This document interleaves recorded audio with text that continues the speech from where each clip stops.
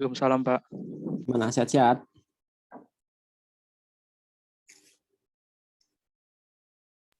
Alhamdulillah, Pak. Sehat, Pak. Alhamdulillah sehat. Makasih ya udah join di siang hari ini karena nanti sore ternyata saya ada rapat, jadi mohon pengertian dari teman-teman semuanya. Dan saya apresiasi teman-teman udah dapat hadir pada siang hari ini, seperti itu. Nah, untuk pertemuan sekarang ini kita masuk ke pertemuan 4 ya, teman-teman ya. Itu kita akan belajar tentang tools proyek data science. Ya, izin share screen dulu.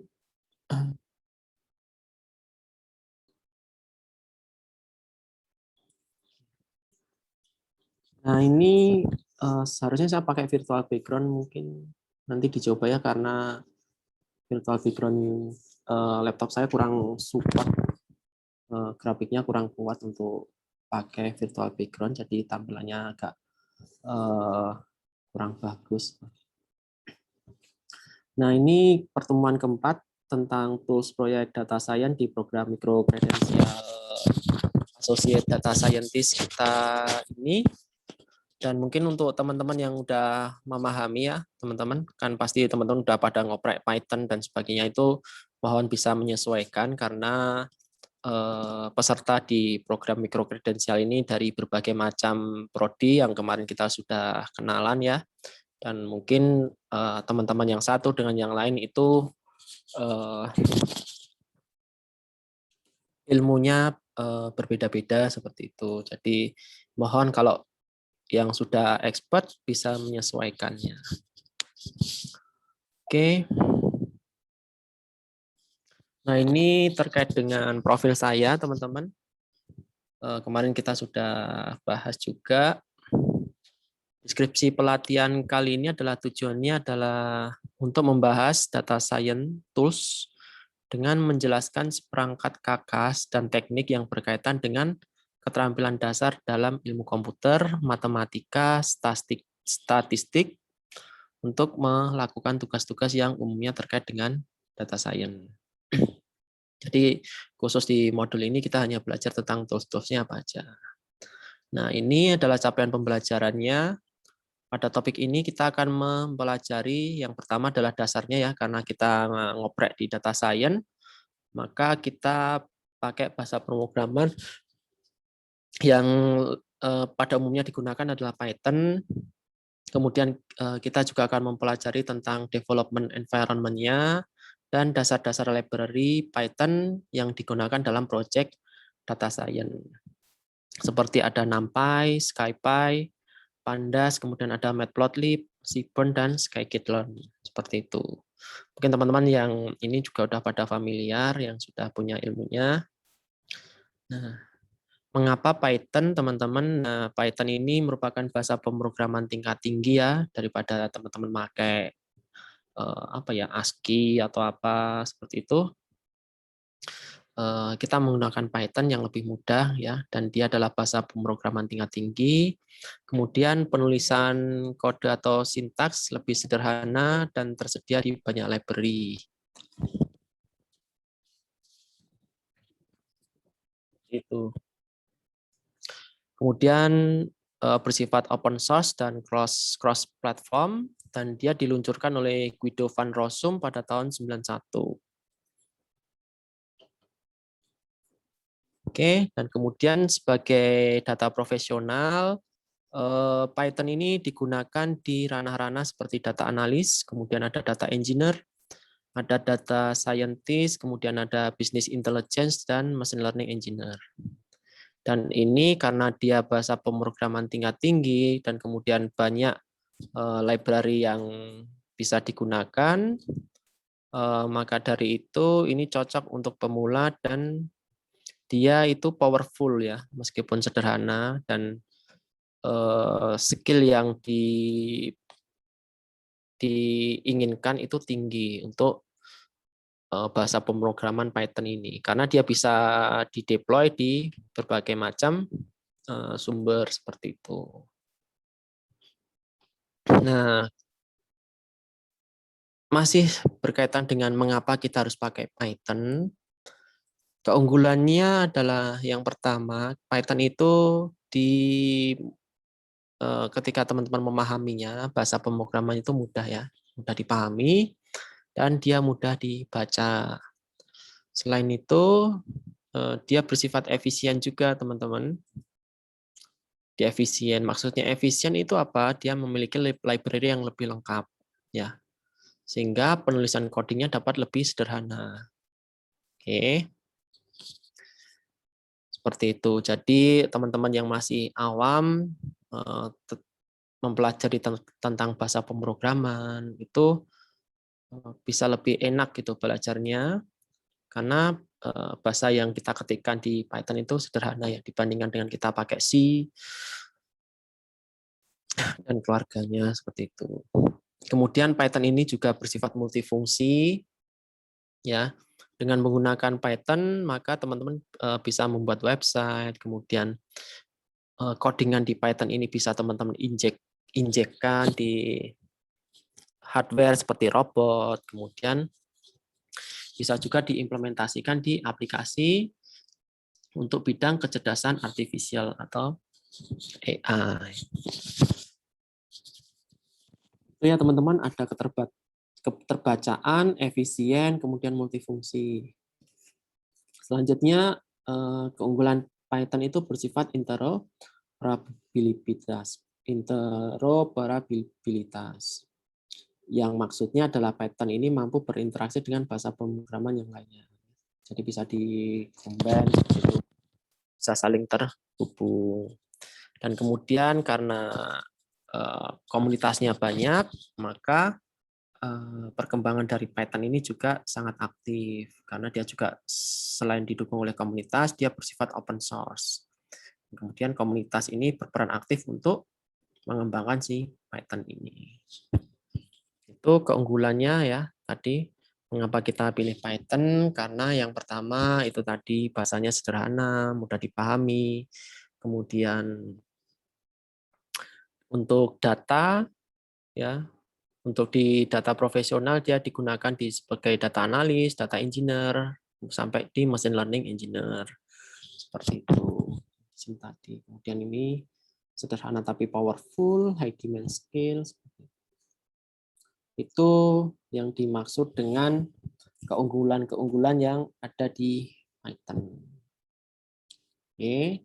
Nah, ini adalah contoh ya mengapa Python masih, karena di masyarakat ini kita perlu suatu solusi agar kehidupan kita lebih baik. Nah, kehidupan kita lebih baik itu maksudnya gimana? Setiap individu sekarang dia mempunyai suatu devices yang mengeluarkan suatu data. Data-data tersebut ketika dikelompokkan jadi satu kesatuan yang bisa diambil dari berbagai sumber seperti smartphone, kamera CCTV, self-driving car, dan rumah itu sendiri, smartwatch, dan sebagainya, ini terkoneksi antara satu dengan yang lain, dan itu dinamakan oleh teknologi IoT. Ya. Dari teknologi-teknologi ini akan didapatkan data yang sangat banyak. Nah, maka dari itu ini disebut sebagai big data.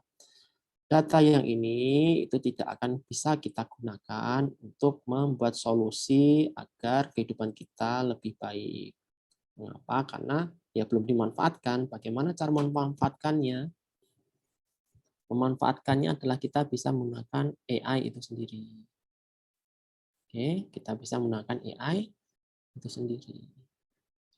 Nah, maka dari itu di Indonesia ya teman-teman, di Indonesia sekarang sangat-sangat digencarkan agar kita itu punya talenta-talenta digital yang sangat banyak. Oke. Ketika kita udah punya talenta digital yang sangat banyak dan dia itu fokusnya di data profesional dan kemudian ada source data yang banyak ini di mana kita membutuhkan suatu solusi untuk kehidupan manusia yang lebih baik, maka dari itu ketika kita gabungkan yang bisa mengakomodir semua ini itu adalah si Python. Seperti itu analoginya mengapa kita pakai Python. Nah, kemudian ini ya teman-teman, salah satu alasan lagi kenapa kita pakai Python, ya, di mana si Python ini dia menjadi satu bahasa pemrograman atau satu skill yang sangat dibutuhkan di dunia ini. Dia menjadi peringkat pertama ya dibandingkan dengan skill-skill yang harus kalian kuasai seperti itu. Di sini yang pertama ada Python, kedua ada SQL, dan ketiga ada bahasa R. Nah, semua ini kan mencakup di data science. Ya, ini 10 most in demand data science skill di 2021.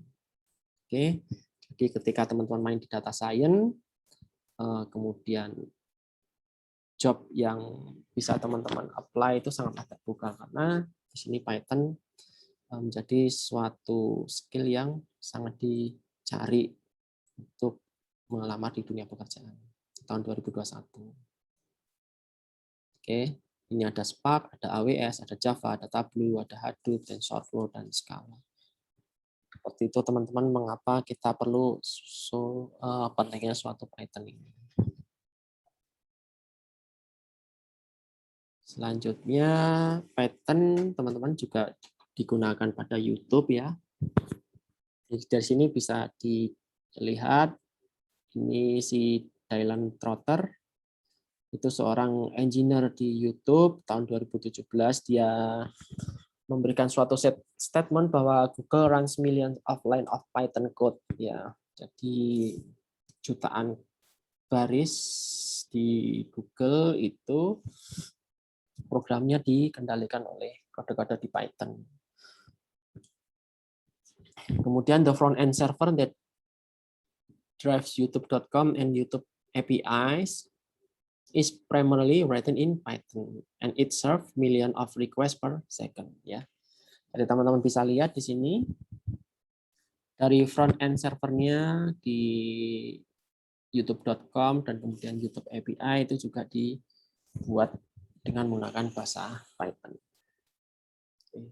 Jadi sebegitunya powerful si Python ini sehingga raksasa Google itu pun juga menggunakan bahasa pemrograman ini untuk mendevelop aplikasi mereka. Itu. Kemudian Python ini juga digunakan oleh Quora. Ya, teman-teman juga mungkin sudah familiar terhadap Quora itu. Di sini CEO Quora di tahun 2014 yaitu Adam D'Angelo.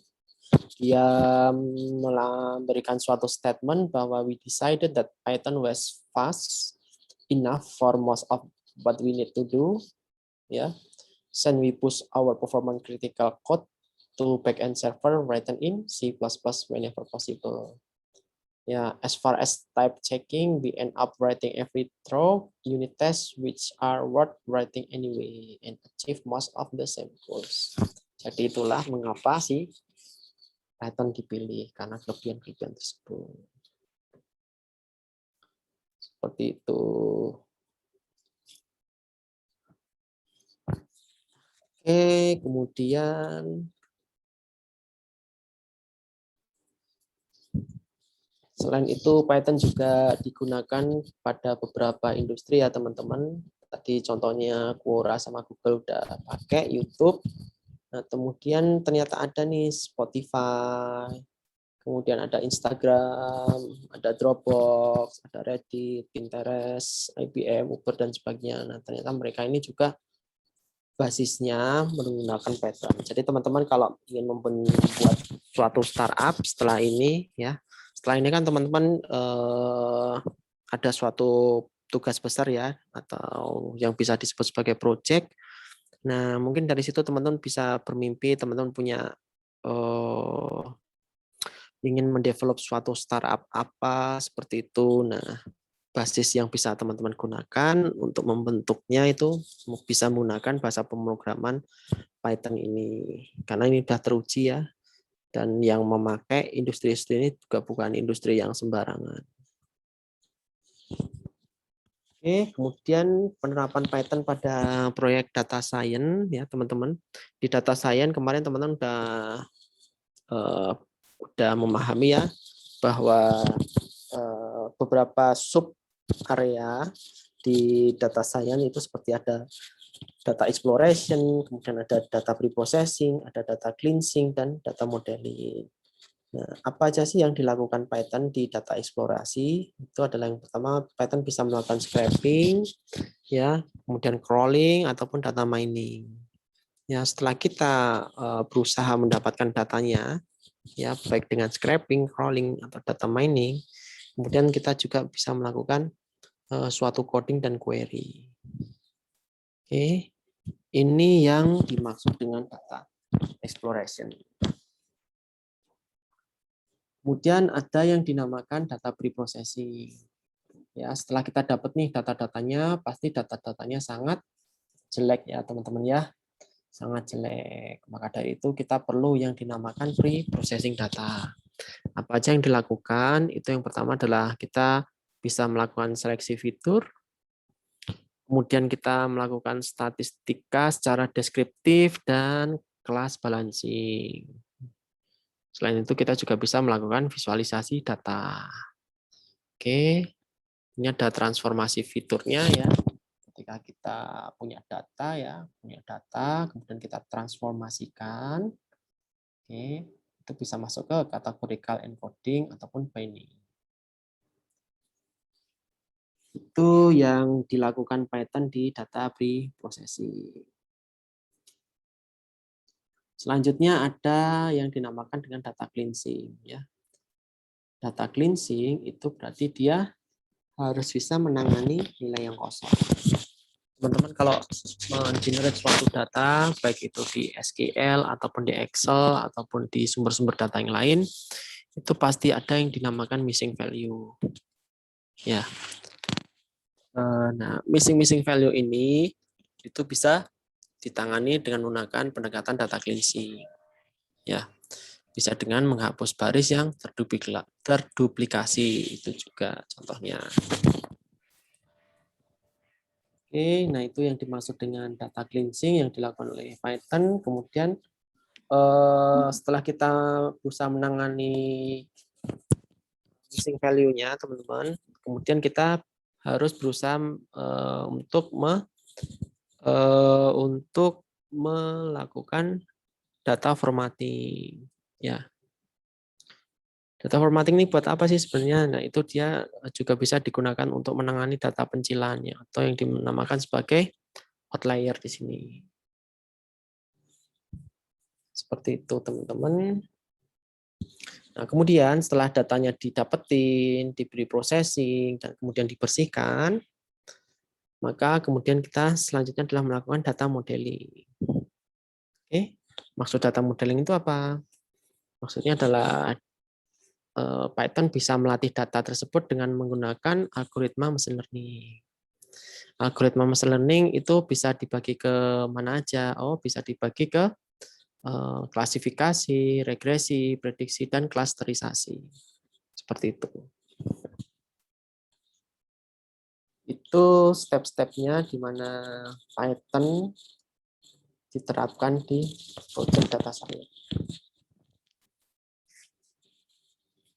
Seperti itu.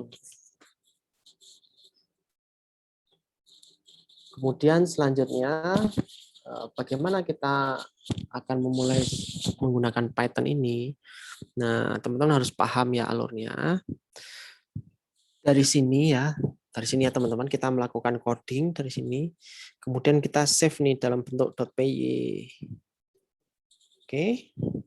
Nah, .py ini untuk dijadikan suatu output. Oke, karena kita masih mainnya di codingan di sini dan perlu suatu output, maka ada yang berfungsi sebagai melakukan jembatan, yaitu Python interpreter.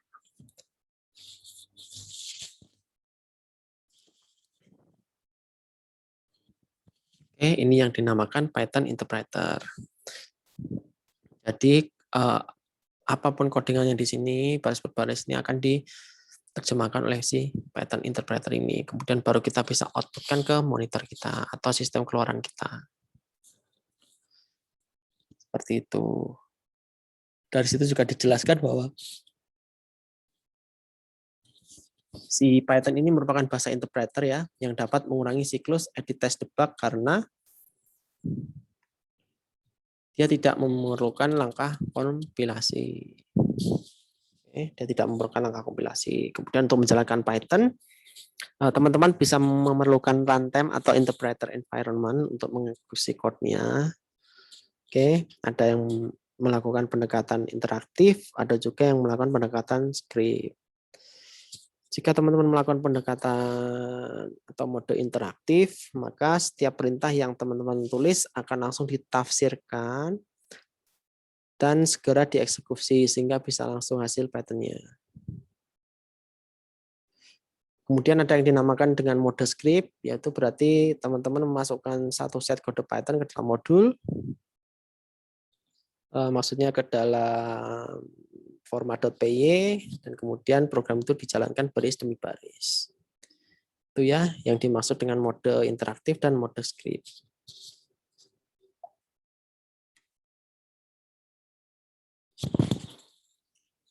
Seperti itu teman-teman. Nah, kemudian ketika teman-teman maksudnya? Ketika teman-teman menggunakan Python itu harus memiliki konsep yang disebut sebagai REPL environment ya, di mana R-nya itu adalah read, kemudian E-nya itu adalah eval, P-nya itu adalah print, dan L-nya itu adalah loop. Oke, read itu berarti tugasnya si environment dalam membaca code.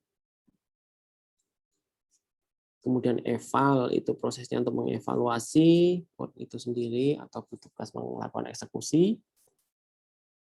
Kemudian ada yang dinamakan print ya teman-teman. Itu mempengaruhi terhadap proses menampilkan hasil atau output. Kemudian ada loop yang berarti adalah pengulangan proses REP.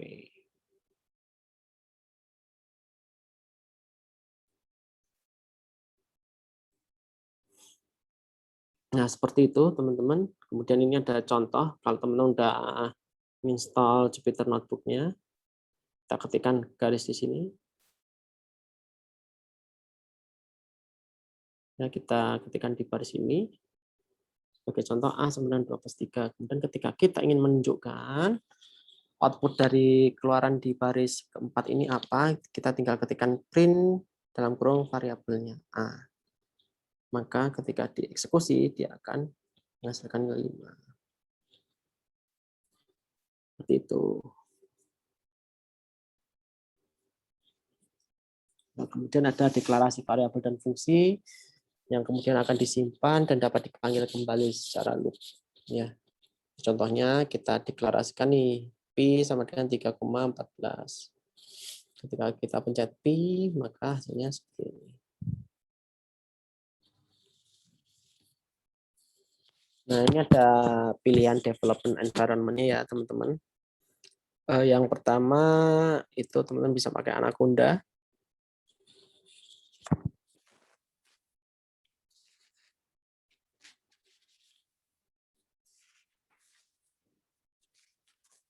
Astagfirullahaladzim. Teman-teman bisa menggunakan Anaconda distribution ya. Di sini teman-teman bisa akses alamatnya di www.anaconda.com/distribution.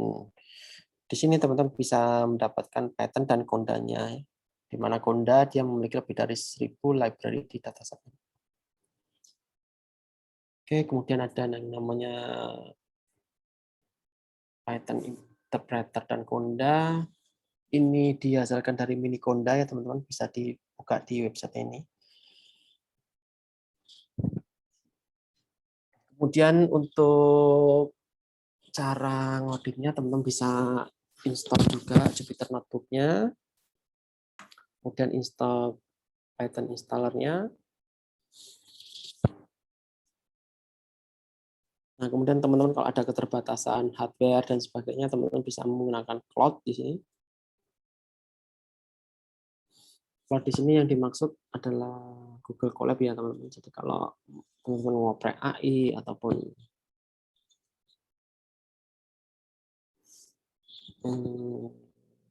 AI ataupun di data science, dan kemudian requirement dari teman-teman mesinnya itu kurang, maka teman-teman bisa menggunakan Google Colab itu sendiri. Kemudian ini ada notebook dan GitHub seperti itu. Sampai sini ada yang ditanyakan? Silakan jika ada yang ingin ditanyakan, teman-teman.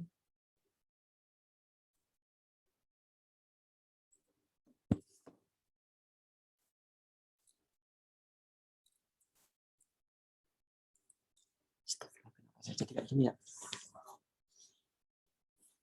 Oke, lanjut ya. Kalau nggak ada yang ditanyakan, nah ini adalah tampilan Anaconda-nya, teman-teman. Jadi ketika teman-teman menggunakan tadi Anaconda, maka teman-teman bisa melihat dalamannya adalah seperti ini. Ya, ini ada suatu aplikasi di dashboard interface pada paket Anaconda Distribution. Oke, ada Jupyter Notebook, ada Orange, ada RStudio dan sebagainya. Tapi karena project ini, maka saya mau fokus di Jupyter Notebook ini. Begitu teman-teman.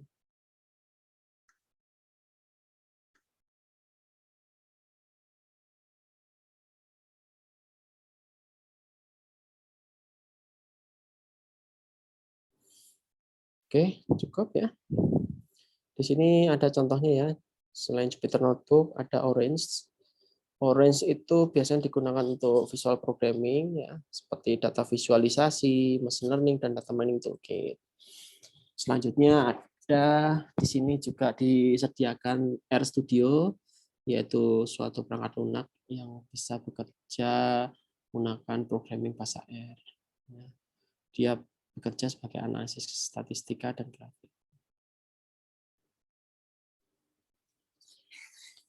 Ini ya teman-teman yang dinamakan Jupyter Notebook. Ya teman-teman bisa lihat. Oke, teman-teman bisa lihat di sini ya logo terkait dengan Jupyter Notebook. Ya, lingkungan pemrograman interaktif berbasis web yang mendukung berbagai bahasa pemrograman. Salah satu kelebihannya, dia bisa digunakan untuk website yang interaktif.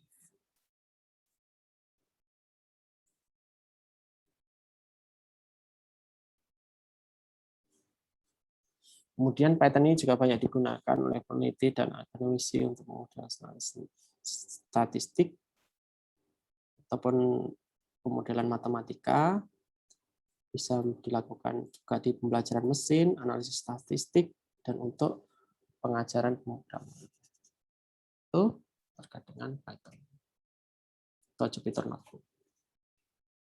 Nah ini ya teman-teman contohnya ketika teman-teman udah buka itu, udah buka file Jupyter Notebook-nya, kemudian setelah terbuka teman-teman bisa ketik di sini print hello world.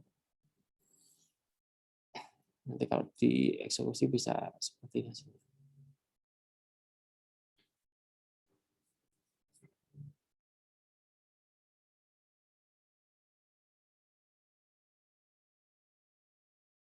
Seperti itu ya teman-teman ya.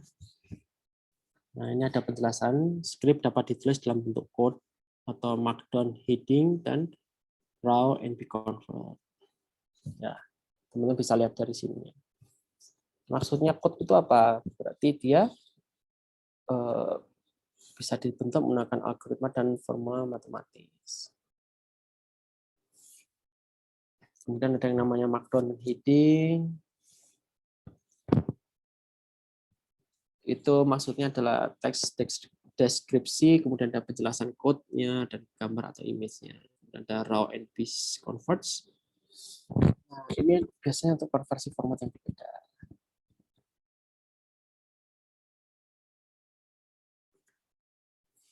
Itu teman-teman.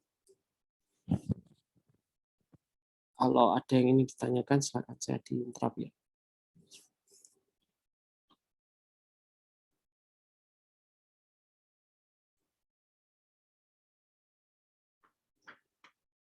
Astagfirullah.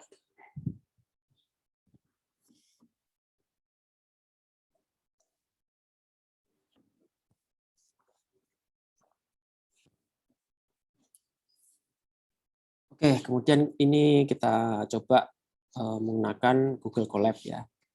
Tadi di sini kita menggunakan Jupyter Notebook karena kita mainnya di lokal.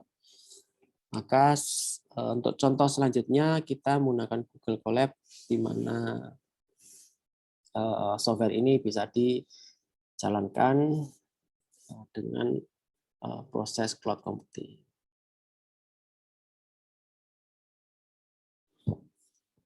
Oke, sebagai contoh kita klik nih code atau teksnya.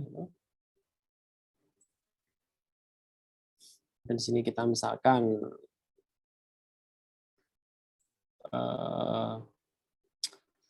apa ya, kita tulis misalkan second in a day gitu. Yang memberikan suatu keluaran 24 kali 60 kali 60.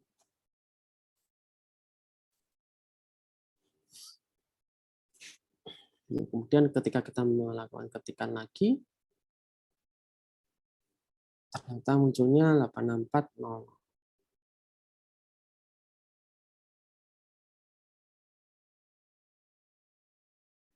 Seperti itu teman-teman.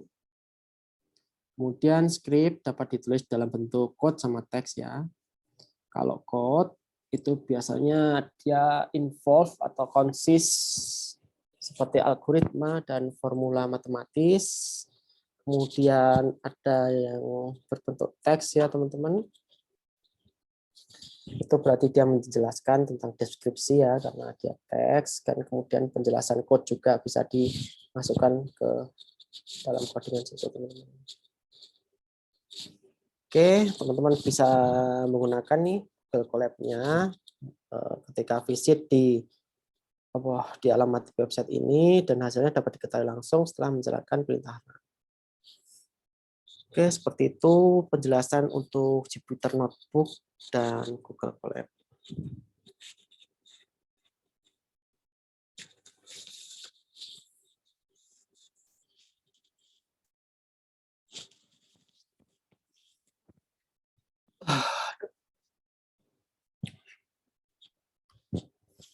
Nah, terus selain tadi ya teman-teman, selain kita bekerja dengan Jupyter Notebook ataupun dengan Google Colab seperti itu. Nah,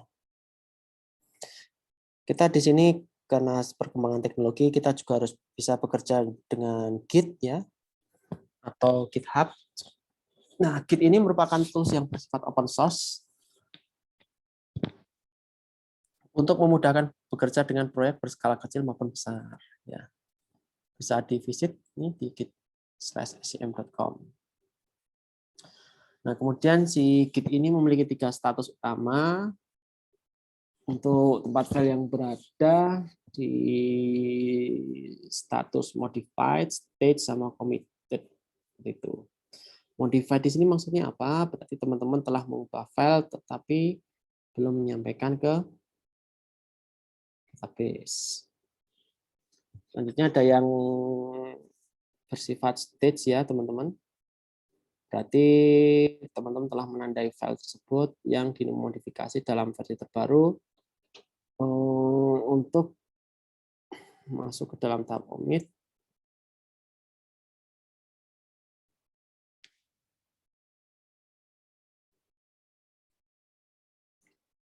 Oke. Kemudian kalau masuknya di commit ya, berarti data itu disimpan di database lokal, teman-teman. Prosesnya seperti ini ada working directory-nya, ada staging area, dan ada git directory-nya. Ya, pertama dari Git, dia langsung cek di working directory, ada checkout project enggak, seperti itu. Kemudian masuk ke stage fix itu di area staging. Nah, kemudian setelah masuk di proses ini, kita bisa lakukan commit 1. Ya, ini commit 1.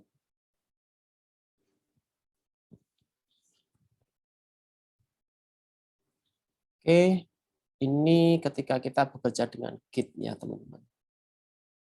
Kita bekerja dengan Git. Oke, sebentar ya.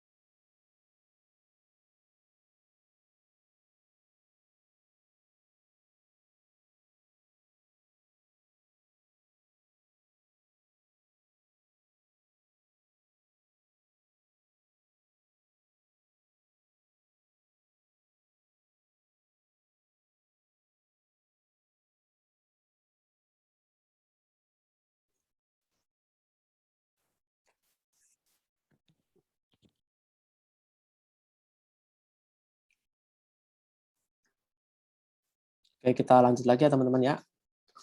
Nah, selain kita tadi udah membahas tentang Jupyter Notebook, Google Colab, nah kemudian kita juga harus bisa bekerja dengan Git karena sangat-sangat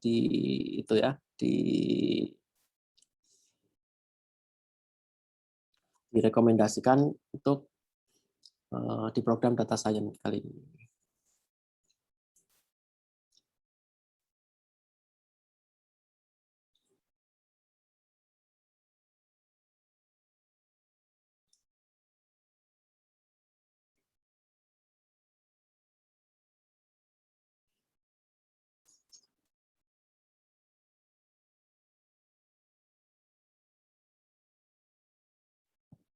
Ya, ini contohnya ketika kita bekerja dengan Git. Pertama kita melakukan inisialisasi dulu ya. Kita bisa ketik sini git init, kemudian kita lakukan commit ya. Ini bisa diketik git commit m, ini maksudnya adalah first commit, kemudian kita lakukan branch ya. Di git branch /m besar maksudnya main. Kemudian kita lakukan add ya untuk remote. Kemudian kita lakukan push atau pull tergantung kita inginkan seperti apa. Seperti itu. Selanjutnya ini contoh bagaimana penulisan ketika kita menggunakan bahasa C dan menggunakan bahasa Python. Ketika kita menggunakan bahasa C, maka line sintaks yang harus teman-teman ketikkan di sini, walaupun ini sudah include, itu ada berapa macam ya? 1, 2, 3, 4, 5, 6. Ada 6 baris. Oke. Kemudian kalau di Python, tinggal langsung print aja ya, teman-teman. Hello world seperti ini. Nah, tidak perlu menggunakan prosedur macam-macam yang ribet seperti ini ya. Kalau di sini kita kurang titik koma, itu nanti akan error ataupun kurung kurawal seperti itu. Nah, kalau ini enggak. Nah, ini lebih sederhana. Oke, nah kemudian di sini ada tipe data di Python ya. Tipe data di Python ada yang dinamakan bilangan float atau bilangan real ya. Tentunya teman-teman sudah paham ya bilangan float itu seperti apa. Maksudnya tipe data float. Kemudian di sini juga ada tipe data integer, ada string, kemudian ada boolean. Ya, kalau integer berarti dia bilangan bulat. Kalau floating point itu bilangan real. Kemudian ini str itu string, biasanya digunakan sebagai teks. Kemudian untuk boolean dia bersifat true or false. Oke. Nah, sebagai contohnya di sini ini ada suatu boolean ya, ini ada true, kemudian ini height. Ini bukan bilangan bulat ya, teman-teman. Jadi ini dinamakan floating point. Oke, masalahnya terlalu banyak data masukan untuk tipe data yang sama dan tidak nyaman ya. Contohnya seperti ini ya. Ketika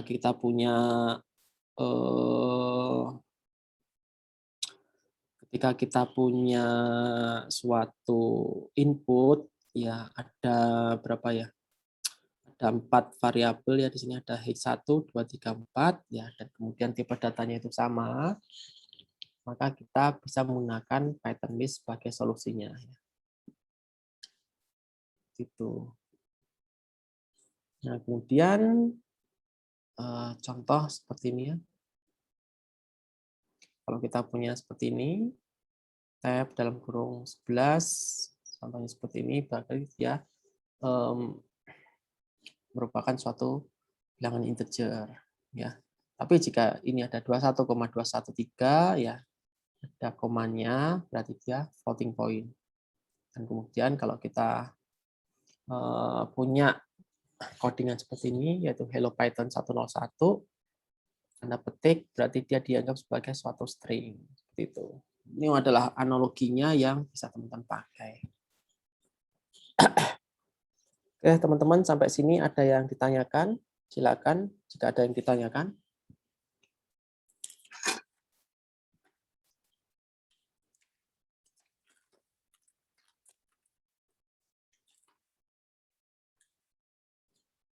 Aman sampai sini? Aman ya? Aman, Pak. Aman, oke. Karena masih dasar-dasar aja ya.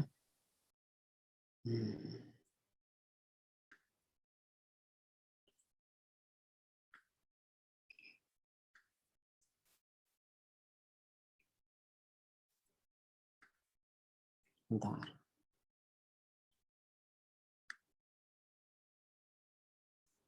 Oke, kemudian saya lanjutkan kembali, teman-teman. Ini merupakan tipe data di Python ya, contohnya ya. Kita punya nih dari bilangan bulat 0, 1, 2, 3, 4, dan ini 0 sampai -1, -2, dan seterusnya. Kemudian di dalam ini ketika kita breakdown ya teman-teman ya, itu pasti ada detailnya ya. Contoh di sini, antara 0 sampai 1 itu kan pasti ada nilai-nilai sebagai berikut. Contohnya 0,1, 0,2, 0,3 sampai 0,9. Oke. Kemudian ketika ini kita breakdown lagi, itu ada lebih detail lagi, ada 0,51, 0,52, 0,53 hingga 0,59. Itu nilai-nilai yang ada di range ini. Dan itu ini bisa kita lihat tingkatannya ya. Ini adalah suatu bilangan integer, kemudian ketika integer itu dilakukan suatu pemecahan ya, suatu lebih detail lagi, maka bilangan integer ini bisa berubah menjadi tipe datanya adalah floating point gitu. Dan kemudian ini adalah tipe data string ya teman-teman, merupakan data yang berisi string, bisa berupa angka, huruf maupun simbol. Oke. Ya, ini tadi sudah kita bahas. Ini adalah tipe data integer. Kemudian ini adalah tipe data float.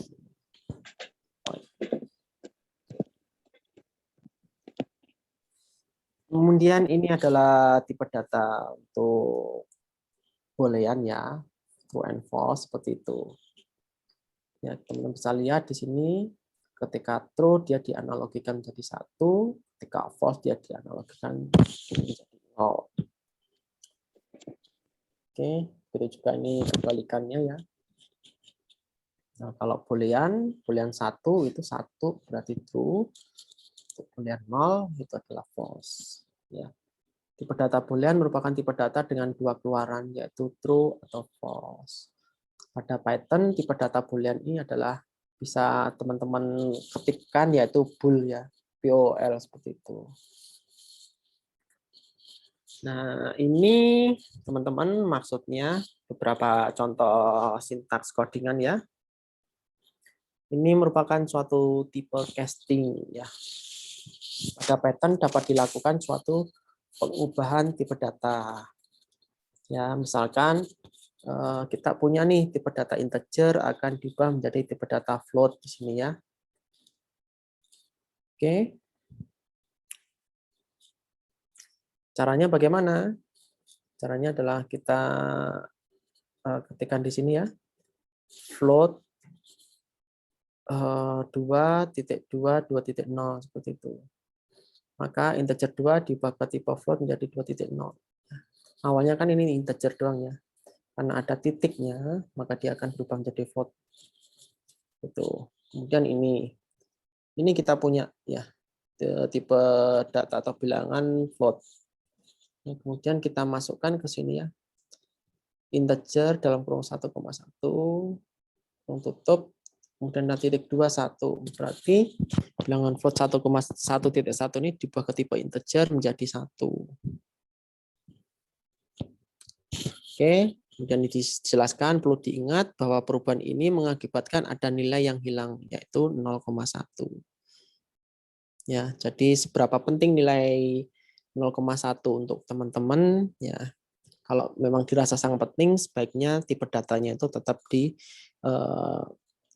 dipertahankan di tipe data awal. Kemudian ini ada nih integer, ini bilangan string ya, ubah menjadi integer. Nah, kemudian di sini nih ada nih integer petik 2A ya.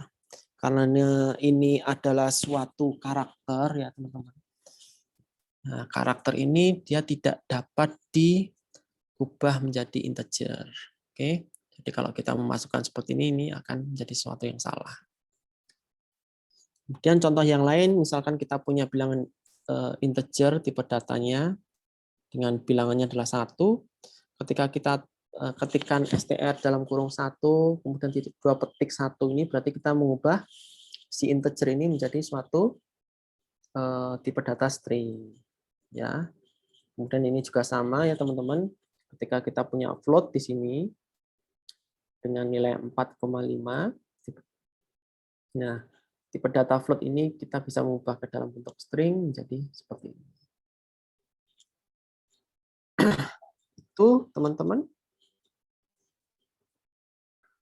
untuk tipe data. Nah, kemudian di sini ada yang dinamakan sebagai list ya. Yang dinamakan sebagai list. Oke. List itu merupakan suatu daftar yang memiliki anggota atau elemen yang berurutan. Anggota atau elemen dari list itu dituliskan di antara kurung siku. Ya. Jadi kita punya ini variabel L, kemudian sama dengan ada kurung siku seperti ini. Oh, berarti di dalam kurung siku ini itu adalah merupakan anggota dari si list itu sendiri. Dan kemudian masing-masing anggota atau elemen itu dipisahkan menggunakan tanda koma. Dan ini lebih bersifat mutable ya teman-teman, atau tidak tetap. Oke. Contohnya seperti ini, ataupun bisa dicontohkan seperti ini. Ya. Perbedaannya apa di sini? Di sini ada list di dalam list seperti itu. List dapat berisikan anggota atau elemen yang dengan tipe data string, integer, float, atau bersyarat. Ya, dan di sini sudah diberikan contohnya bahwa list itu bisa berisikan anggota-anggota tersebut. Ya, di sini ada tipe data string. Ya, tipe data string, kemudian ini ada integer. Kemudian ada float, seperti itu, ada bersarang. Seperti itu ya. Jadi teman-teman kalau ada list nggak usah khawatir, bisa digunakan dengan tipe data bermacam-macam. Oke, kemudian di sini teman-teman bisa lihat perbedaannya. List itu sendiri merupakan anggota elemen pada list dapat diakses dengan menggunakan indeks ya. Anggota list itu bisa diakses menggunakan indeks ya. Indeksnya bisa berupa indeks yang positif maupun indeks yang negatif. Sebagai contoh ya teman-teman di sini. Sebagai contoh ya teman-teman di sini kita punya L, di situ adalah Michael Jackson, kemudian 10.1 dan 1982. Ketika kita mengaksesnya, kita bisa nih mengakses L0. Berarti kita mengakses yang urutan pertama itu adalah Michael Jackson, urutan kedua adalah 10, dan urutan ketiga adalah atau indeks kedua adalah 1982. Itu seperti itu ya teman-teman. Ini kalau indeksnya merupakan suatu yang positif. Nah, tapi jika kita melakukannya seperti ini, itu juga bisa, ini yang dinamakan sebagai indeks negatif. Oke. Dari sini bisa terlihat ya teman-teman. Jadi kalau indeks negatif itu didasarkan pada yang paling belakang lebih dahulu. Jadi contohnya ini ada berapa elemen, ini ada 3 elemen. Oke, maka untuk mengaksesnya menggunakan indeks negatif berarti ini adalah yang pertama, yang kedua, yang ketiga. Atau dengan kata lain, indeks di sini adalah -1, ini adalah -2 dan -3. Seperti itu, teman-teman, cara bagaimana kita menggunakan indeks positif dan indeks negatif di bahasa pemrograman Python.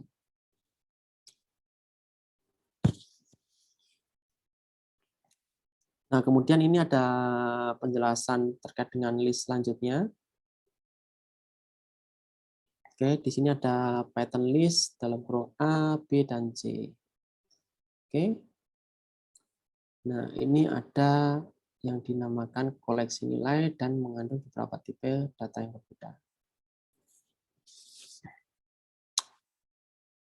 Oke, contohnya ini ya teman-teman, ini kita punya baris pertama, kita ketikkan listnya di sini, keluarannya juga sama. Ya, kemudian ketika kita punya di line kedua, ya, kita deklarasikan variabelnya adalah height dengan anggota elemennya adalah 1.84 hingga 1.8 siku. Padahal di mana sebelumnya di nomor 7 ini belum. Oke, nah ketika kita enter di sini dia tidak akan mengeluarkan apa-apa. Tetapi jika kita ketikkan nama variabelnya seperti itu, maka dia akan memberikan suatu keluaran. Ya, seperti itu. Dan kemudian ini adalah contoh untuk di baris ke-10. Kita punya variabel namanya fams dengan elemennya adalah seperti ini. Ya, si AB itu timnya 184, PEP itu 1,79 dan sebagainya. Maka dari itu ketika kita ketikkan kita enter di sini, dia tidak akan memberikan suatu keluaran. Tapi ketika kita ketikkan fams di sini, maka hasilnya menjadi seperti ini.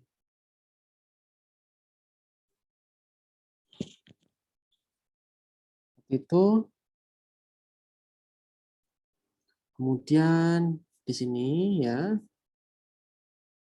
kita punya nih dari list yang tadi ya, kita punya height sama dengan 184, 19 dan seterusnya. Oke, kemudian ketika kita enter nggak keluar apa-apa, baru kita ketikkan height di sini baru dia keluar. Dan sama ya teman-teman, ketika kita ini ada tinggi badan, kemudian ini ada berat badan.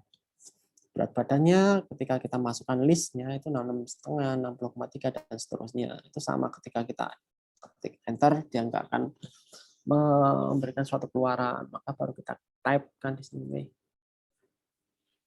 Oke, ketika kita sudah type weight di sini baru nanti dia akan keluar si N3 ini. Kemudian setelah itu kita lakukan operasi matematika yaitu berat badan dibagi dengan tinggi badan, kemudian di kuadratkan, mungkin seperti itu kali ya.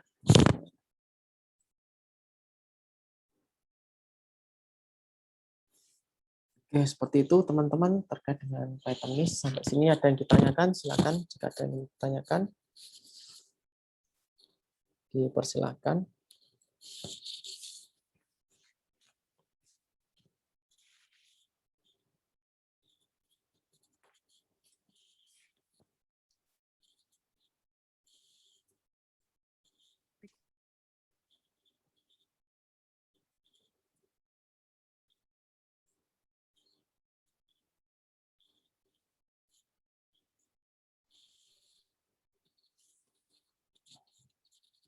Silakan jika ada yang ingin ditanyakan, teman-teman.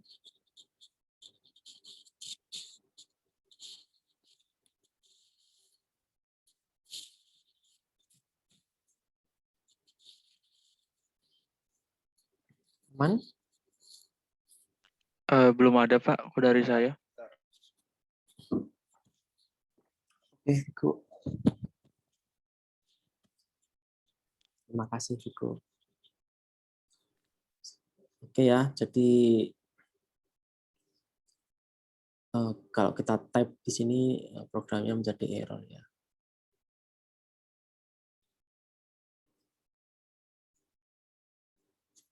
Ya, karena dia tidak supporting ya, karena ini adalah list, maka dari itu dia tidak support dengan operasi seperti ini. Ini menjadi suatu masalah ya teman-teman ya. Nah, solusinya bagaimana solusinya? Solusinya maka dari itu kita menggunakan library, dinamakan dengan NumPy. Oke, ini adalah NumPy ya, yang teman-teman bisa pakai salah satu library. Ini merupakan library dasar untuk perhitungan saintifik ya, atau scientific computing dengan Python. Teman-teman bisa akses di sini di numpy.org. Oke. Nah, alternatifnya ketika kita tadi ngomongin list ya, nah di dalam NumPy ini kita bisa menggunakan NumPy spasi array untuk n dimensi. Nah, ini juga sangat mudah digunakan dan bersifat open source. Jika teman-teman kemarin kayaknya masih ada yang belum totali itu ya, komplit ya untuk pemasangan library dan sebagainya. Mungkin teman-teman hari ini bisa mulai dilakukan ya terkait dengan library yang harus teman-teman install. Sebagai contoh di sini kalau teman-teman belum menginstal NumPy, teman-teman bisa nih ketik di komen lainnya ya, pip spasi install spasi NumPy itu.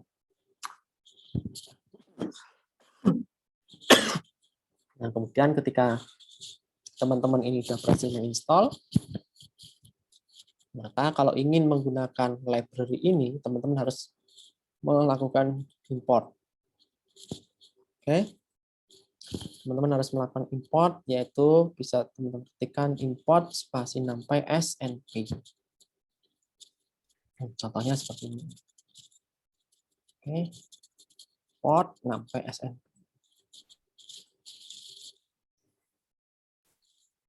Nah, ketika udah, maka dari itu list yang ini tadi, yang ini tadi teman-teman, itu bisa teman-teman ubah nih menjadi seperti ini.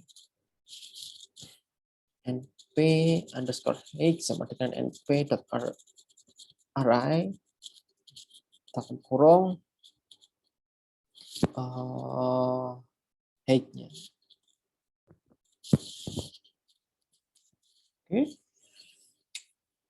Nah, kemudian setelah udah, jadi ketika kita ketikkan np height di sini, keluaran yang berupa array dalam kurung nilai angka array itu. Hal yang sama teman-teman bisa lakukan untuk berat badannya atau np_weight. Ya, di sini teman-teman bisa ketikkan np_weight sama dengan np.array dalam kurung masukannya adalah weight ya. Weight-nya dari mana? Weight-nya dari sini. Nah, ini teman-teman masukin nih semuanya nih. Maka dari itu ketika kita lakukan pemanggilan np_weight,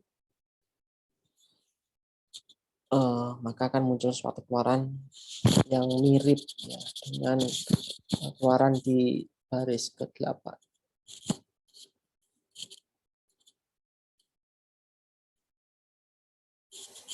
Nah, kemudian setelah itu kita bisa mengukur PMI-nya ya teman-teman. Karena ini udah bentuknya di array, maka kita bisa ketikkan BMI masih yang berat badan dibagi dengan tinggi badan dikuadratkan. Maka hasilnya adalah seperti ini. Ya, jadi dia bisa dilakukan kalkulasi. Ya, begitu. Tadi di sini nggak bisa, ya, tapi di sini bisa menggunakan NumPy.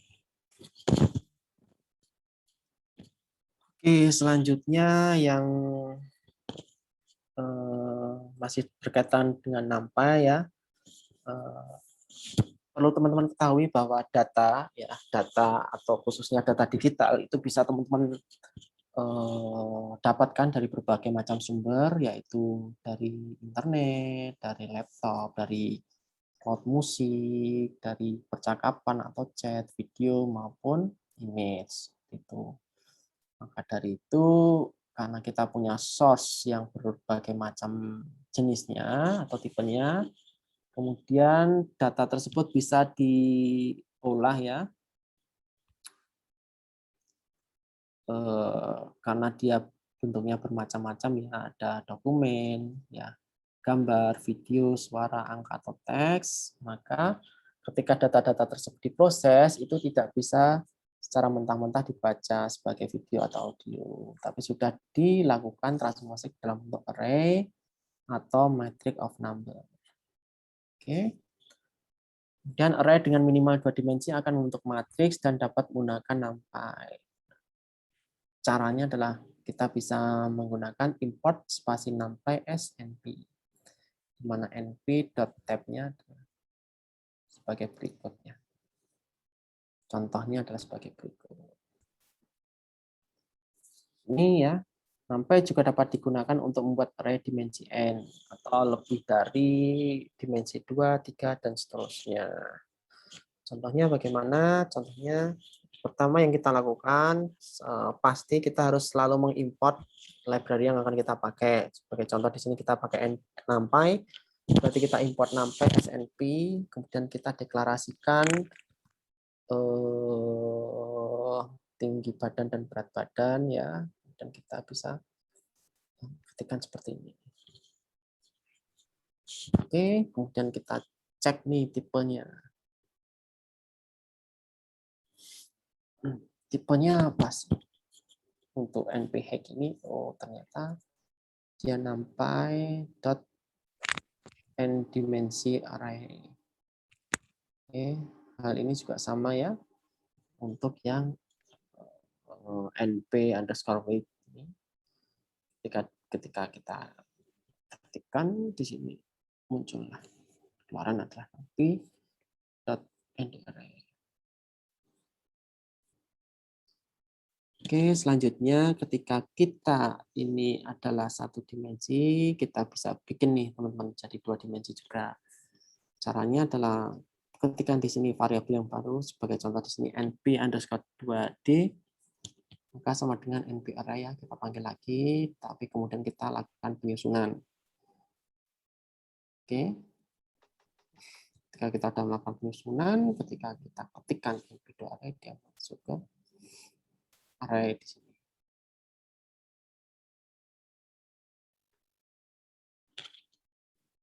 Oke, teman-teman, itu yang dimaksud dengan n dimensi ya. Ini ada 1 dimensi, ini ada 2 dimensi. Caranya adalah seperti ini. Di sini juga dijelaskan bahwa array berdimensi 2 baris 5 kolom itu bisa teman-teman sebut sebagai matriks dengan ukuran 2 kali 5.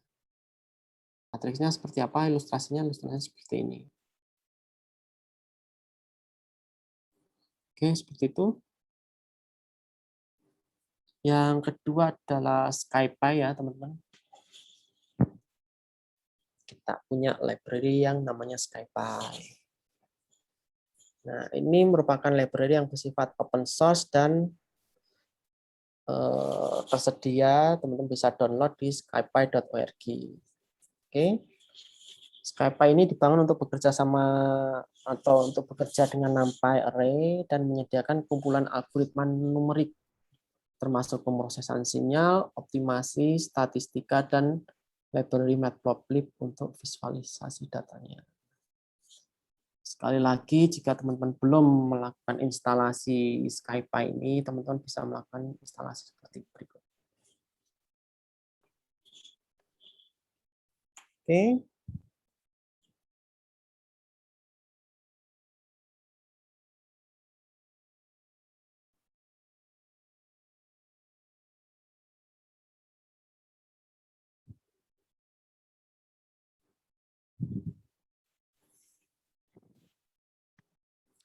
Itu jadi dulu kalau nggak salah ada juga yang masih belum melakukan instalasi, silakan dilakukan instalasi dengan cara ketik di komen lainnya, yaitu pip spasi install spasi SciPy. Nah, kemudian yang selanjutnya teman-teman setelah SciPy ini ada yang dinamakan Pandas. Ya, Pandas atau kepanjangan dari panel data merupakan library yang ada di Python, biasanya digunakan untuk data structure dan data analisis. Pandas juga bersifat open source ya teman-teman, dan teman-teman bisa dapetin di pandas.pydata.org. Juga sangat berkaitan dengan NumPy ya, karena NumPy tadi berkaitan dengan angka-angka, maka juga si Pandasnya begitu. Jika belum, maka teman-teman bisa install, yaitu pip install Pandas. Nah, kemudian setelah instalasi selesai, teman-teman bisa menggunakannya, akan tetapi harus melakukan import terlebih dahulu dengan cara import spasi pandas spd. Itu teman-teman.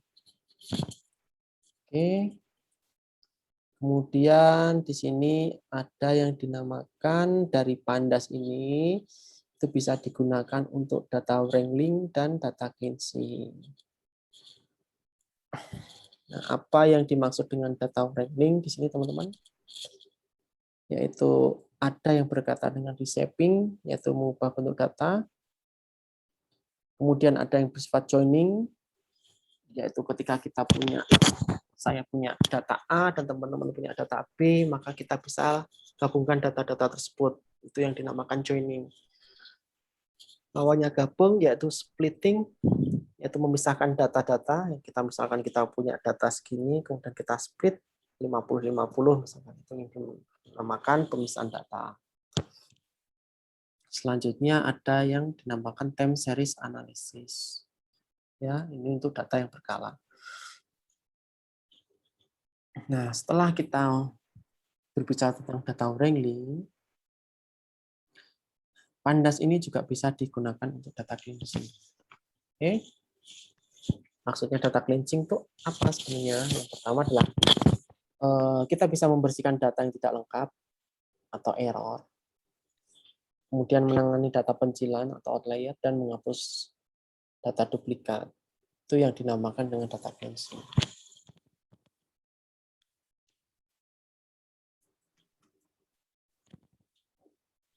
Kemudian ini adalah representasi data di Pandas ya. Jika kita berbicara, ternyata terdapat dua data objek, yaitu series dan data frame. Untuk series biasanya berbentuk satu dimensi, sedangkan untuk data frame biasanya berbentuk dua dimensi atau itu teman-teman.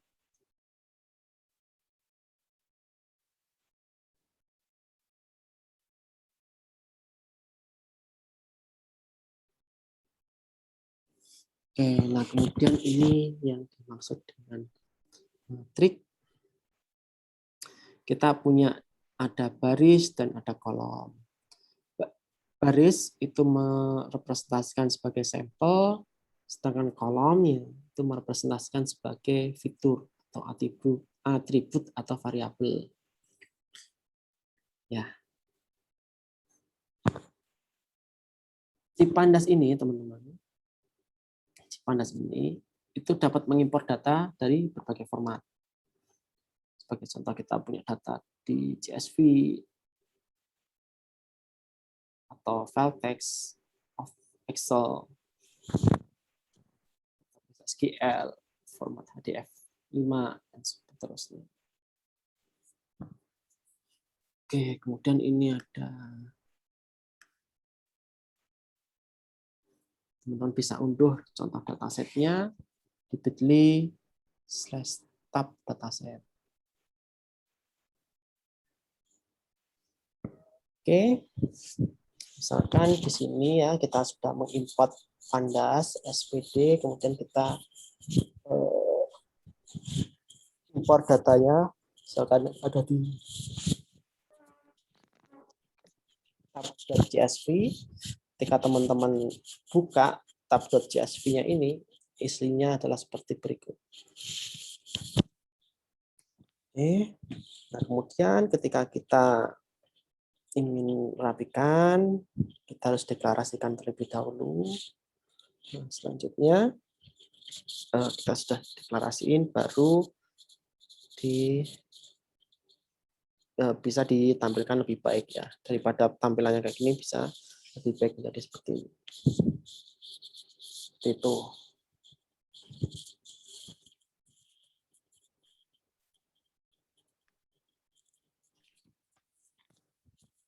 Oke, kemudian di sini ada contoh yang lain lagi, di mana kita punya ya read CSV-nya itu kita pakai tab sama dengan pd.read_csv. Teman-teman bisa ketikkan di sini nama filenya, dan di sini ada namanya tab CSV.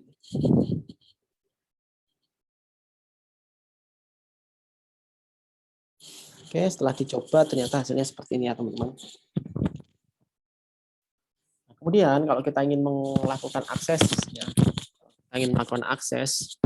misalkan saya mau akses kolom apa, kolom negara misalkan seperti ini.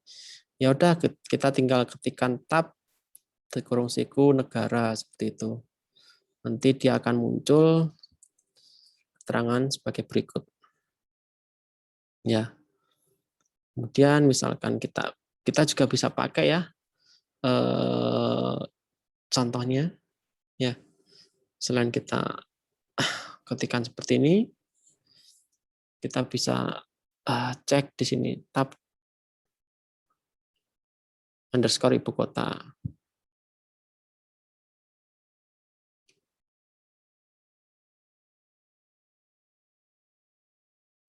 Nah, ini cara penulisan yang berbeda dengan ini, tapi dia akan menghasilkan oh ya beda ya, karena di sini dia mengaksesnya ibu kota, berarti dia mengaksesnya yang di sini.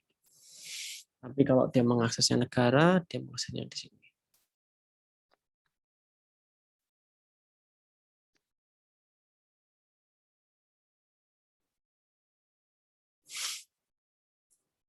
Oke, kemudian setelah kita belajar terkait dengan NumPy, SciPy, terus kemudian ada lagi tadi Pandas, seperti itu. Selanjutnya, bagaimana kalau kita ingin memvisualisasikan hasil kita di bahasa Python tersebut. Maka dari itu kita bisa menggunakan library dengan nama Matplotlib. Oke. Nah, di sini dijelaskan bahwa Matplotlib itu adalah suatu library Python untuk memvisualisasi data dengan 2 dimensi. Oke, kemudian dia bersifat open source dan teman-teman bisa download di matplotlib.org. Ya, Matplotlib ini berkaitan dengan NumPy dan Pandas, dan jika library teman-teman belum dipasang, teman-teman bisa install di sini. Bisa diketikkan pip spasi install spasi matplotlib, kemudian ketika teman-teman ingin menggunakannya, ya ketika teman-teman ingin menggunakannya, maka teman-teman tinggal import matplotlib-nya sebagai berikut.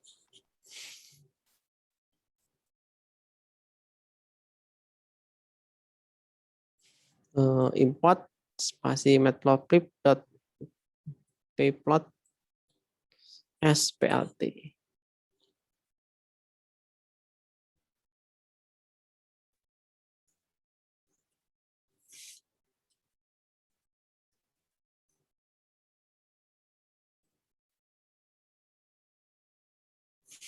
Oke, sampai sini ada yang ditanyakan? Sepertinya udah ya. Kita cukup untuk penjelasan matplotlib. Ya, nah di dalam ketika teman-teman menggunakan matplotlib ini, ya ketika menggunakan matplotlib ini, teman-teman bisa lihat nih, bisa tampilannya berupa bar chart atau seperti ini ilustrasinya, ataupun bisa line chart, hasilnya seperti ini, ataupun scatter plot, hasilnya seperti ini. Oke, tergantung teman-teman mau merepresentasikannya dalam bentuk apa. Kalau dalam bentuk scatter plot misalnya, apakah bisa dianalisis bahwa data teman-teman ada yang bersifat pencilan atau enggak, itu tergantung sesuai dengan kebutuhan teman-teman. Contoh yang lain, ketika kita menggunakan matplotlib ya teman-teman, Di sini kita akan plotting suatu grafik antara harga, keterkaitan harga dengan tahun, ya. Jadi kita sudah deklarasikan di sini ada tahunnya, kemudian di sini ada harganya. Nah, kemudian ketika kita ketikkan di situ plt.plot dalam kurung year dan price, kemudian plt.show, maka hasilnya adalah seperti ini.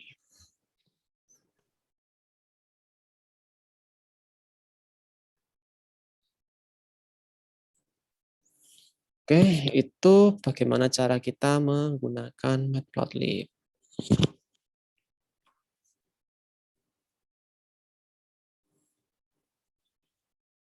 Silakan jika ada yang ditanyakan.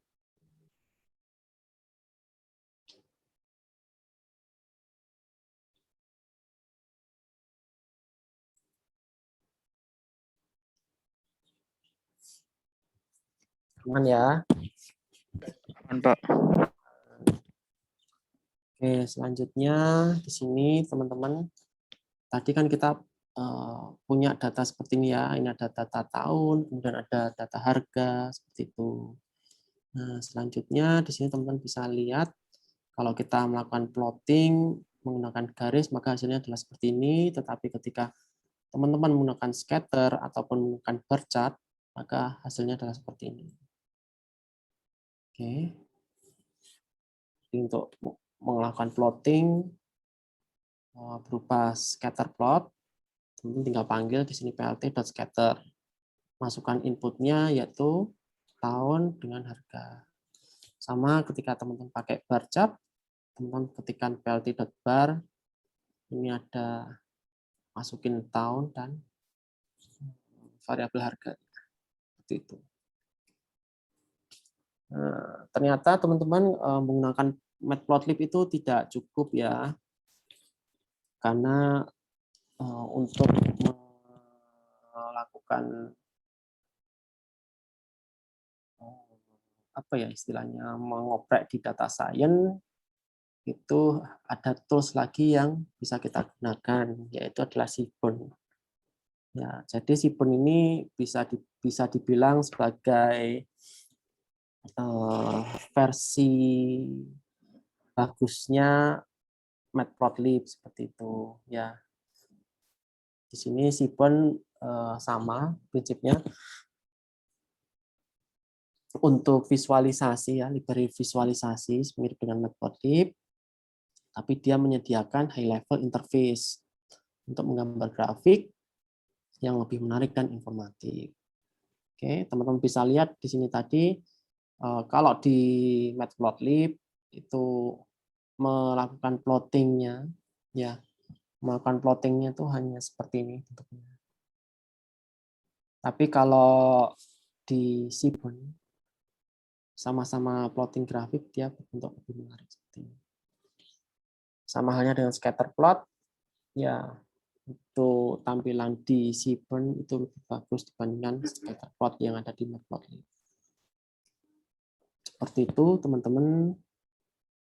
Nah, lagi-lagi teman-teman bisa kalau ada yang belum install bisa masuk ke seaborn.pydata.org. Oke. Nah, kemudian jika belum terpasang silakan teman-teman install. Ketik di komen lainnya pip spasi install Seaborn seperti ini. Kemudian kalau mau menggunakan lagi-lagi teman-teman harus mengimport library tersebut. Sebagai contoh adalah sintaknya sebagai berikut. Import spasi Seaborn spasi s spasi sns. Oke. Ini adalah visualisasi yang dihasilkan dari Seaborn. Ada heat map, contohnya ada line chart dan ada scatter plot. Nah, kemudian setelah kita tadi ya kita tahu library untuk matematikanya, sorting matematika, angka-angka, tipe data dan sebagainya kayak gitu. Terus kemudian kita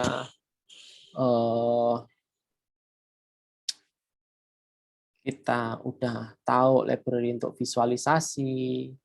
Nah, maka Maka sekarang ini adalah library untuk yang jadi otaknya di data science. Yaitu kita bisa menggunakan contohnya scikit-learn ya. Ini adalah library untuk mempraktikkan machine learning dan membuat model. Ya, karena Python itu bersifat open source, maka library scikit-learn ini juga bersifat open source dan teman-teman bisa kalau ada yang belum menginstall bisa install lewat sini ya, bisa di download ya. Kemudian teman-teman langsung install ya. pip install sklearn.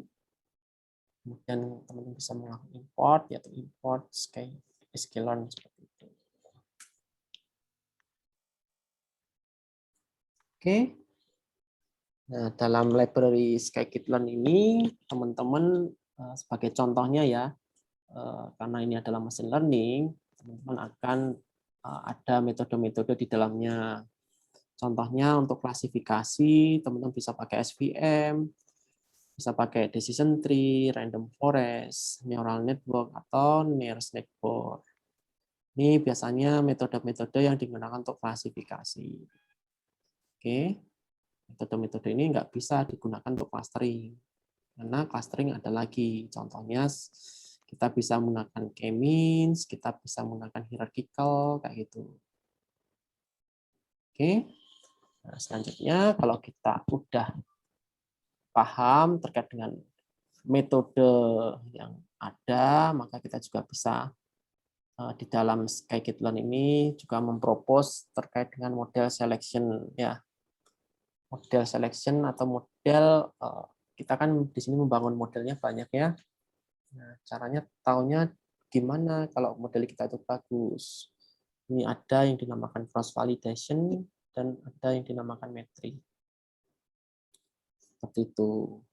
Nah, di sini sudah di-cover di scikit-learn ini. Oke, teman-teman, mungkin itu yang bisa disampaikan di pertemuan kali ini. Ringkasan yang sudah dipelajari di pertemuan keempat itu teman-teman udah paham tadi ya, keunggulan Python-nya sebagai tools dalam proyek data science itu apa aja. Kita bisa flashback lagi di situ, pemrograman tingkat tinggi, bahasanya sederhana, mudah digunakan oleh orang awam, library-nya banyak, terus kemudian dia bisa berkomunikasi atau berinteraksi dengan bahasa yang lain. Terus ya banyak ya, high demand juga kan ya untuk Python itu. Dan kemudian kita juga sudah mempelajari tentang development environment Python. Ya, tadi ada yang bersifat offline atau lokal maupun berbasis web. Ya, kalau bersifat offline atau lokal itu kita bisa pakai Jupyter Notebook. Tapi kalau berbasisnya web, kita bisa pakai Google Colab. Oke, kemudian kita flashback lagi. Ini library-library yang akan kita pakai. Untuk project data science, ada NumPy, ini untuk numerical computation, ada SciPy untuk perhitungan statistik dan matematik, ada Pandas, ini untuk analisis dan manipulasi data, Matplotlib, dan Seven ini untuk visualisasi data, tapi yang Seven dia punya high level interface. Kemudian yang terakhir ada scikit-learn. Nah, ini untuk mempraktikkan machine learning dan pemodelan. Itu teman-teman ada yang ini untuk tools atau lab online-nya ya, teman-teman bisa pelajari di sini. Oke. Nah, selanjutnya ini juga referensinya bisa teman-teman pakai juga untuk belajar menambah ilmu dari teman-teman. Ini ada kuis atau tugasnya bisa diakses di Spada Dikti dan terima kasih. Ada yang ingin ditanyakan di sini, dipersilahkan.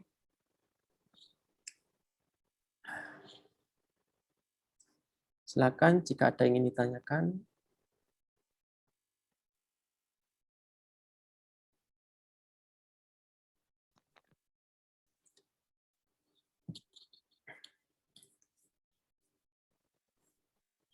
Nggak ada. Rina, ada yang ingin ditanyakan, Rina?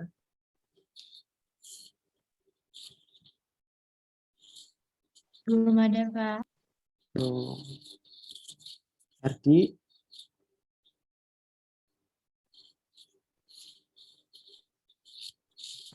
Belum ada, Pak, sepertinya.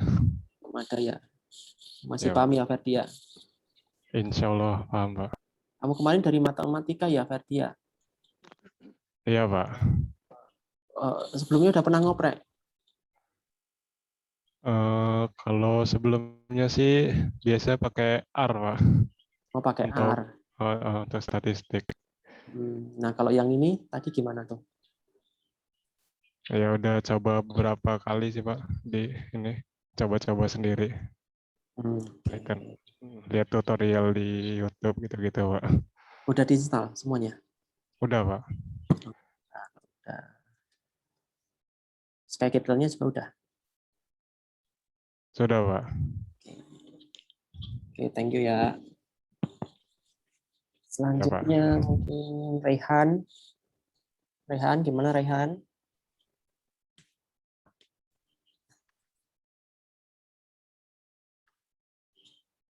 Ada yang ingin ditanyakan Rehan?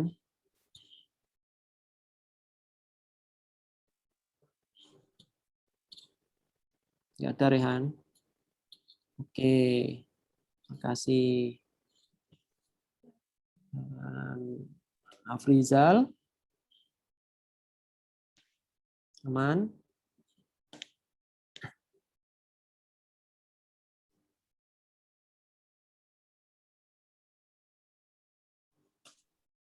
Aman, Pak. Nah. Vigo, gimana Vigo? Aman, Pak. Nah. Kamu sekelompok sama siapa, Vigo? Saya sekelompok dengan ini, Pak. Afrizal Meka sama ini. Sama Afrizal Fauzi, Pak.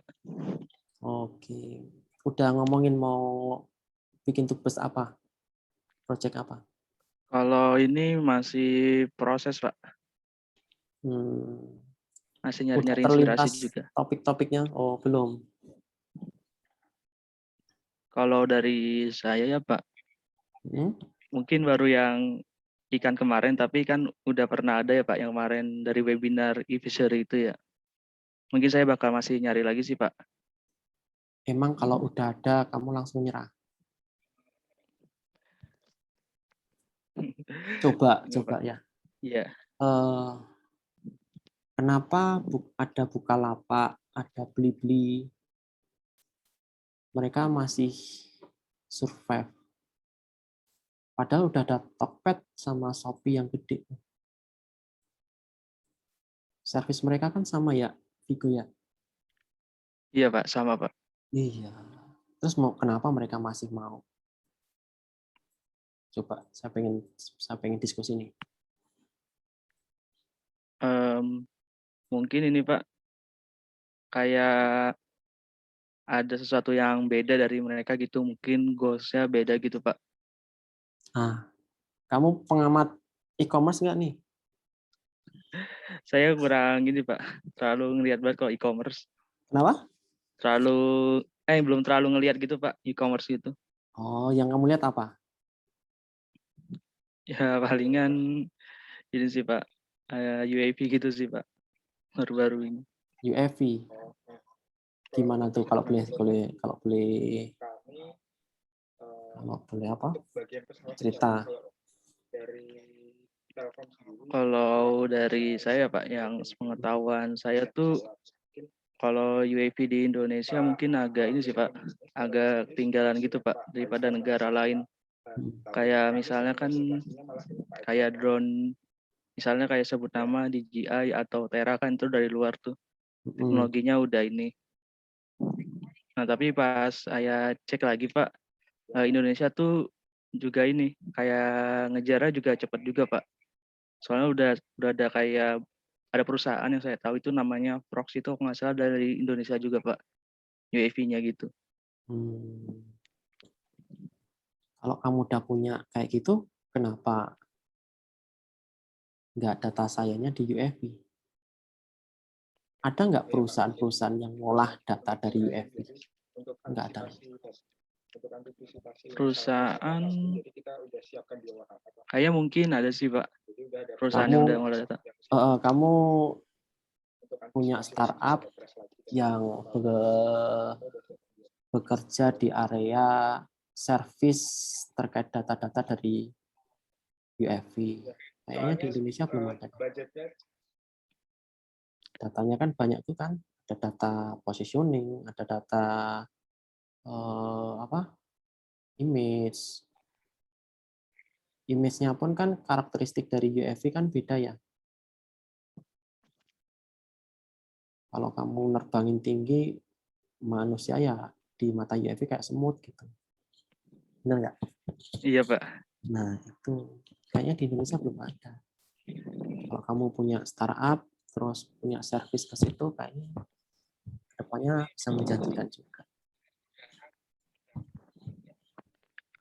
Ya, Pak. Mungkin nanti saya bakal gali lebih dalam lagi sih, Pak, di bidang itu juga. Iya. Kalau Visery sih masih banyak terbuka juga sih. Jadi jangan kayak baru kemarin. Thank you ya, Viko. Ya, Pak. Sama-sama, Pak. Terima kasih juga, Pak. Ya. Yang ini coba Reza Ramadan, ada yang ditanyakan, Reza? Belum ada, Pak. Tanya tuh, Ja. Tanya apa ya? Ntar, Pak. Orang disuruh, Paling ini, Pak. sayang banget. Kalau nanti datasetnya nyari sendiri apa gimana, Pak? Datasetnya nyari sendiri, tapi Nyari sebaiknya jangan dari Kaggle gitu, sebaiknya. Oke, paling itu aja sih, Pak. Terima kasih, Pak. Udah itu kelompoknya? Sudah. Cuma belum ngobrol sama kelompok sih. Baru perkenalan doang, Pak. Buat topik belum nyari. Ya ngobrol lah tuh. Iya, ya, Pak. Selesai.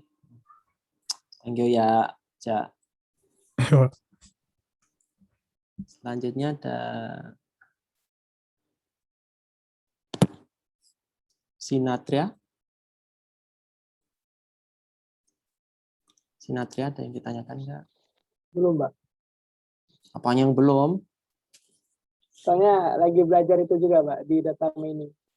Walah. Ya. Jangan sungkan ya kalau mau tanya ya. Baik, Mbak.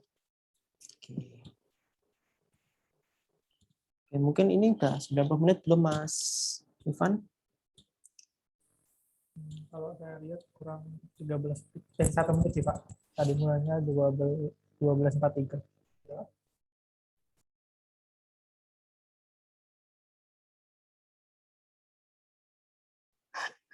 Iya, udah kurang 1 menit ya. Oke, teman-teman udah pada itu ya, cek ya.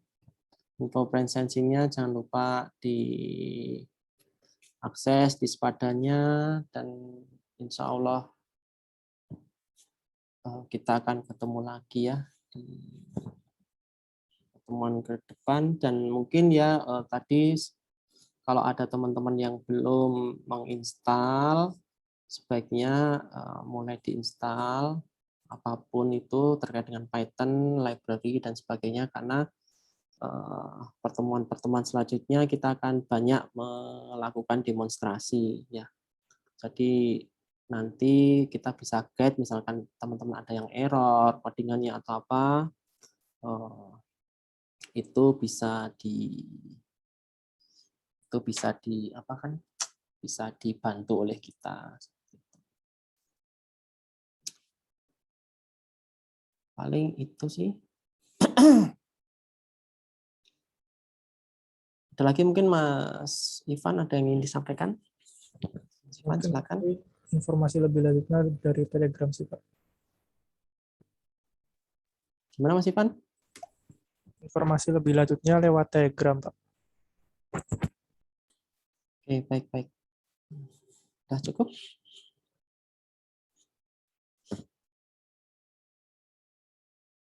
Udah, Pak.